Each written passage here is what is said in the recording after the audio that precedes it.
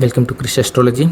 Today we will discuss a few things about shri yantra. It's a very powerful yantra, and it's a remedial part. It comes under remedial part like mantra, tantra, and yantra for the protection of body, mind, and soul. So this is yantra. This contains the geometrical shapes and forms.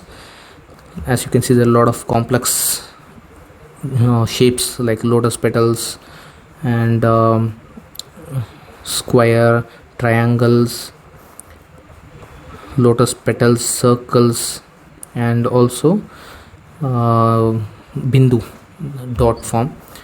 So we will explain one by one how it gives protection, why it is highly protected yantra, why how it can protect you in a lot of ways.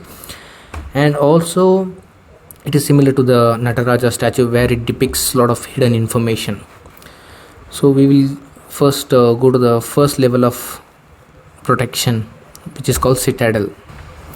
So this is the citadel, and this is the first level of protection.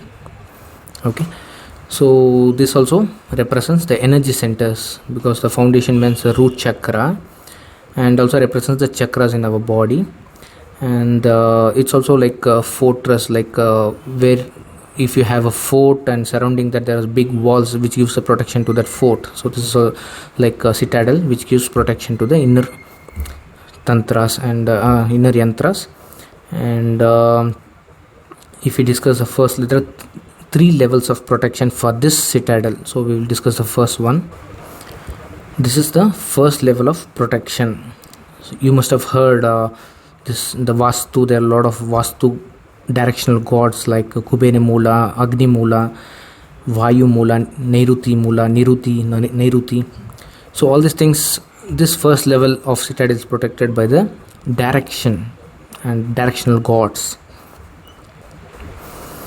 So this is the second level of protection, and it is protected by the Siddhis. Siddhas are the people, like Siddhas are the people who have mastered this 10 supernatural powers, like 10 Siddhis. And this is the second level of protection. They can reform themselves to any form, even to an atom level. They are called Siddhas because they have mastered this 10 Siddhis through the rigorous practice of yoga and meditation. So this is the second level. And third level, this is the third level of protection, protected by 7 goddess mothers, like Sapta Matrikas. Okay, there is a Puranic story that the origin of this 7 matas, like from the sweat of Lord Shiva, but we have to read in detail. Who doesn't have they are omnipresent. Their origin and end is unpredictable. So this is guarded by the 7 mothers, like goddess mothers. So after citadel, the 3 levels of protection. Next is a circle, concentric circle, 3 circle, which represents past, present, and future. Now if you see, there are further going inside, innermost parts, there are 16 petals of lotus, like one. So there are 16 petals. So first 10 going anti-clockwise represents 10 organs, like tongue, nose, mouth, skin, eyes, ears, feet, hands, arms, and reproductive organs. And the next 5, the first 10 are the organs. The next 5 is Panchaputas, like fire, space, air, water, and earth.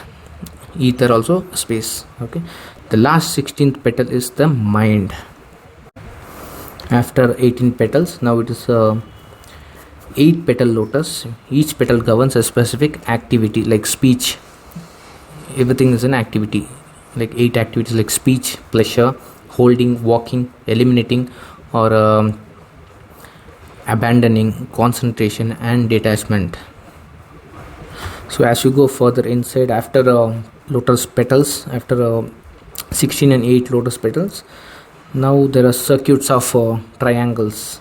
As you can see, some are facing upward and some facing downward. The upward facing represents masculine energy, and downward is feminine energy. It also represents the 14 energy centers, like energy channels like nadis, where the energy flow takes place to the heart and other organs. Okay, so each triangle represents specific thing like pleasure, release, control. Further going inside, this 10 triangles represents achievements like wealth. So these are the achievements like wealth, energy, desires, blessings, obstacles, beauty, and fortune. So this part is specially governed by Tirupura Shri. That's the goddess Tirupura Shri. This small 10 triangles represents the Shiva's third eye, or even our third eye chakra, Agnya chakra, which is situated between the eyebrows. And this is ruled by 10 Shaktis and goddess Tirupura Malini. So these goddesses are omnipresent and there is no definite beginning or end for them. This further small triangles, very small triangles, represents the healing level. Like if you have mastered the Mrityunjaya mantra, there is specific fluid or liquid, like Amrita, it originates just below the tongue to keep you mortal. So it fights against immortality. You see this center triangle. So this is the temple of Shri and guarded by 15 Shakti goddesses. So this is the giver of all protection and perfection. So the last one is the center bindu. Okay, it's dot. So which represents the higher consciousness. This also represents the opening of Sahasrara chakra, because many have described that after opening the Kundalini Shakti, because after activating all these chakras, this experience they cannot, it is unexplainable. And it's also called the Samadhi state, because being one with the creator.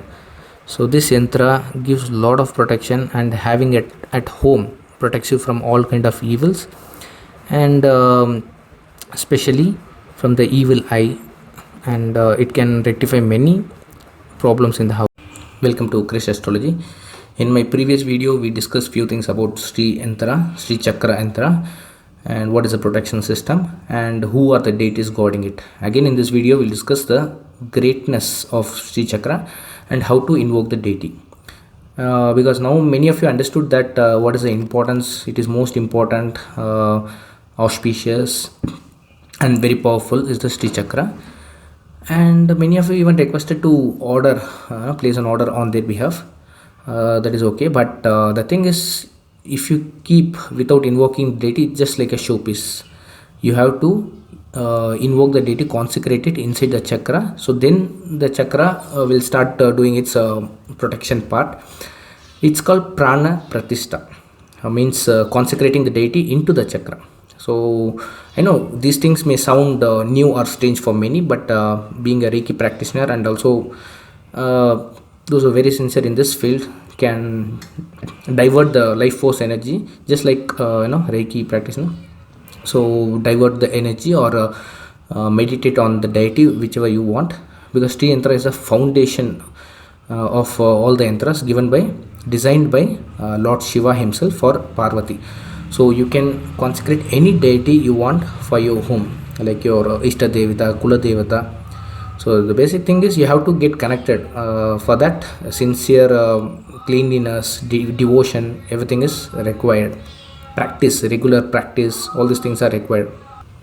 The simplest method for energizing is through the thought, visualizing and meditation for longer time until the energy or deity is residing there. Other thing is through the Reiki. So you can feel that your deity is already inside, and you can feel the energy, and then you can bring them and then reside them in the bindu, center of the chakra. So as I told, the Shri Chakra is the foundation of all yantras. So we can worship any deity in the chakra. Adi Shankaracharya, the first Shankaracharya, was a great believer in the power of Shri Chakra. So he installed this chakra wherever temple he visited or he consecrated, like be it Kanchipuram, be it Sringeri, Badrinath, So all these temples he visited, all these places he installed the Shri chakra. And how do we connect ourselves to the universal energy god?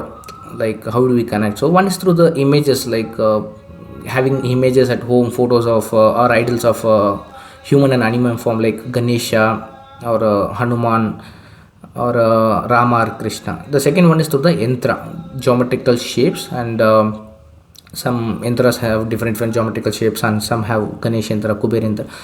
And third one is the mantra. So reciting the mantra brings the balance between the body and the mind. So likewise the yantra does just by same, like with the help of visual patterns. This Sri chakra will amplify the connection with the universe, because it is designed by Lord Shiva himself. Looking at some geometrical patterns will alter the brain waves and also open the gateways to the higher consciousness. So it is same like if you are looking at a optical illusion, how the brain reacts. So it's the same way yantra does. And for any yantra to be more powerful, it has to be energized, okay, so with the through geometrical patterns and also the sound vibration like mantras. In our universe there are two types of sound. So one is consciously we are producing, that is a hatha. So if you are hitting, or if you are from the instruments, how the sound is produced, so that is ahata, consciously produced sound. And one more thing is anahata. So already there is existing in the universe, which you cannot produce, so it's already existing. If you google what is the sound of the universe, it will say the om, which is resonating at the frequency of 432 hertz. So through so because it is a tantra shastra, it has to be energized through the mantra as well as the visual pattern yantra. So that's how it will give the protection. So these all written in the Rig Veda Sri Sutta. So we have to follow the procedure for energizing it. It's not so simple.